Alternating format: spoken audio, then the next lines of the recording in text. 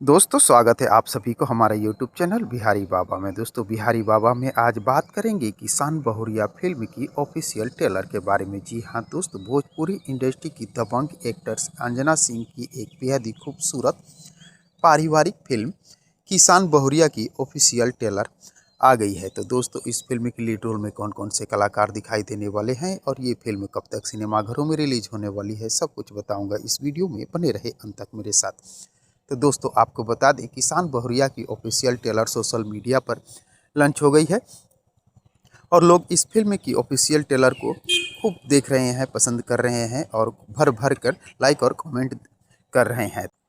तो दोस्तों आपको बता दें इस फिल्म की लीड रोल में अंजना सिंह के साथ प्रशांत सिंह रोमांस करते हुए नजर आने वाले हैं। वहीं प्रशांत सिंह एक पागल के रूप में इस फिल्म में दिखाई देने वाले हैं, क्योंकि उनका जो रोल है एक पागल का है और बेहद ही खूबसूरत है।